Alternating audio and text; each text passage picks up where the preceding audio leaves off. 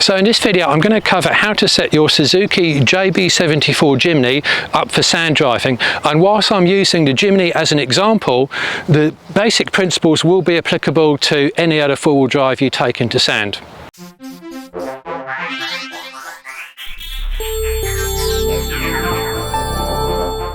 Now the first thing you want to do with any vehicle when you're driving it on a compression terrain like sand is lower your tyre pressures, and the question is how far? Well, that's a bit variable. I've got a whole video where I explain the importance of tyre pressures, but here's a rule of thumb.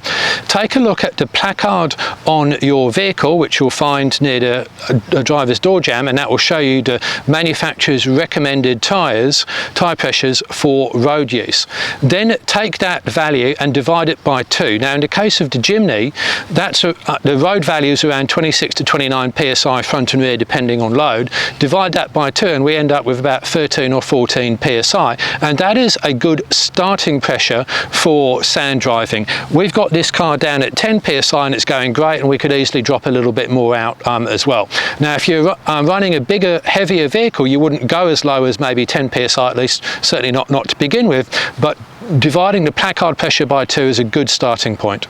Now after you've done your tyre pressures, the second thing you've got to do is put your vehicle into whatever mode is best for sand driving. Now in the case of the Jimny, that's a part-time four-wheel drive system, so it normally drives the rear wheels only on the road, and it only engages the front wheels into four-wheel drive mode when it's off-road. So we've got for road use our 2H mode here, that's two-wheel drive high range. For sand use, we're going to move that into 4H, four-wheel drive high range, or if we're going to go slow, four-wheel drive low range, and that involves pushing this lever down and pulling it backwards. Now you'd go into low range when your average speed is less than, let's say, about 25-30 kilometers an hour. That's probably a good idea when you could consider using low range. The rest of the time four-wheel drive high range probably works. And now we're going to talk about something called stability control, which is often confused with traction control, and I've got a separate video where I explain the 3 types of traction control: brake traction control, engine traction control, and stability control.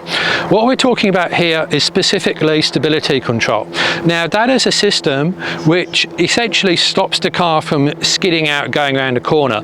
It combats something called understeer. When the car goes straight on round a corner, instead of trying to go around the corner, it will just plough straight on, and it will individually brake a wheel, maybe the left front wheel, right rear wheel, or whatever the case may be, to keep the car going around a corner. It also combats something called oversteer, where the back end of the car comes out, and again it will brake individual wheels to try and keep the car on line and stop skidding out. Now that is a fantastic system for on-road use, and it has saved a lot of lives, and that is why it is mandatory on new cars. When it comes to sand driving, however, we have a problem, because a car naturally moves from side to side, and it yaws this way, yaws that way, as it comes in and out of the ruts, and that's just a natural and normal part of sand driving. Unfortunately, the computers don't recognize that as a normal and natural thing to do, and they think, oh my god, the car is going to roll or it's going to skid. And what happens is the computers will recognize the car's doing this and doing that, and they'll start to individually brake those wheels and try and pull the car back exactly straight. And you'll notice that when you drive a Jimny, in fact other vehicles as well, at maybe speeds maybe 30, 40, 50 k's an hour in sand, on rutted sand, you'll start to hear maybe a scronching noise, and lights will flash on the dash, and that's the stability control system trying to pull the car into line.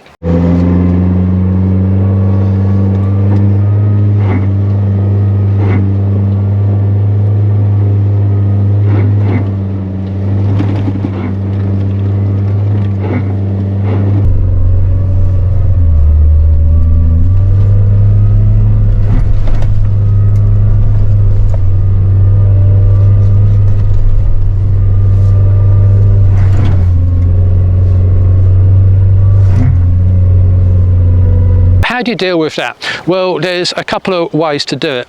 One is you can drive in low range, and in low range the stability control system is entirely disabled, so that works. The problem is low range isn't very fast, and you can start to overheat certain transmission components in some vehicles, so that's not really a solution if you want to go cruising down the beach. So for sand driving you want to disable stability control, and pretty much every four-wheel drive has a switch which allows you to be able to do that. In the case of the Jimny, it's over here and it's got the standard stability control symbol on it, and like pretty much every other four-wheel drive, you hold that button down and you wait, hear a beep, and then that has now disabled stability control and you're good to go. The vehicle will not grab at the wheels and try and pull itself back into line unnecessarily.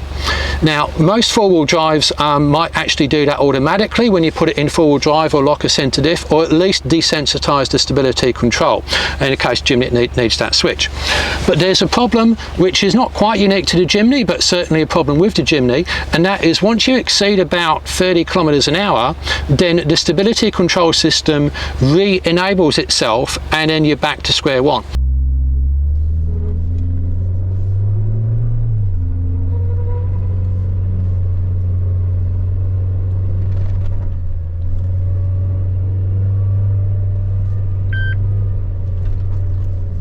Now 30 k's an hour is not that fast if you're on a good, flat, well-formed beach. You might want to do 50, 60 k's an hour. I wouldn't suggest going too fast, but you'd certainly want to go above 30. So what can you do? Well, you don't want to use low range because it's kind of pointless on a really hard-formed beach. You don't want to keep below 30 k's an hour, and you certainly don't want the stability control constantly interfering with your sand driving. So there is an aftermarket hack to solve this problem. So to start with this hack, you just need a bent bit of metal like this, a paper clip or something will do. We're going to use that to bridge a connector, and this is how you do it. So on right-hand drive Jimnys, just follow the accelerator pedal up and you'll find that white connector you can see.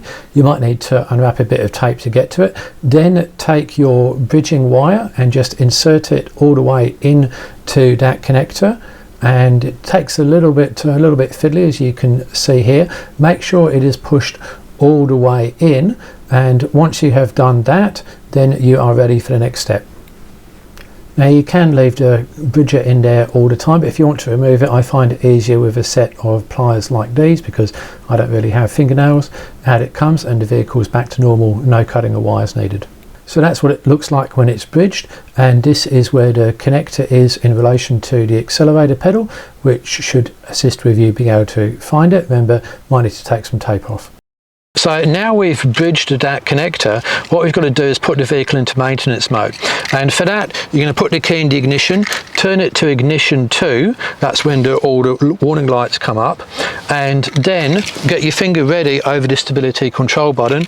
When the two ESC lights here go out, hold the ESC button down and it will go into maintenance mode. So this is how you do it. You press the key in the ignition, wait for the lights to go out, hold the button down, count, count, count, count, ESP maintenance mode. So the vehicle is now ESP maintenance mode. That means all electronic safety systems are off, including stability control. Now that's going to be useful for sand driving, but you do not want to run that on the road because you have disabled all manner of critical safety systems. So only use it in controlled circumstances where that doesn't matter, such as driving on a beach where stability control would interfere. So to prove how it works, here's the car with service mode enabled, low range, so stability control is off, but brake traction control is enabled, hence it's trying to turn all four wheels. Now I've put the car into service mode, still in low range, and that's disabled brake traction control, and you can see that the diagonal wheels are just spinning very, very freely, and there's no attempt by the car to turn the wheels which do have traction front right and rear left. So putting it in service mode completely disables all of those electronics. Now what I'm doing, stopping the car, I'm going to engage the front and rear cross-axle differential locks, which is not a standard modification. Trying to drive forwards, as you can see, that's not going to work. I'm not going to spin it in too far though. I'm going to go backwards, and because I'm on a slight side slope and haven't dug it in too far, I can actually reverse out, and off we go. Now I do want to stress that service mode should not be used when you are doing low speed work such as this in low range, because then as you enable service mode, you'll also disable brake traction control, and that is what is pulling the car through these obstacles, as you can see at the moment, and you want that enabled. There's no advantage in service mode when you're in this sort of low terrain. Only use it for higher speed terrain such as beach driving, when you're going maybe beyond 30-40 kilometers an hour in high range. So when you've finished your sand driving, you should disable service mode, return the car to normal, and also remove the pin, so it's clear that you weren't driving it in service mode on normal roads.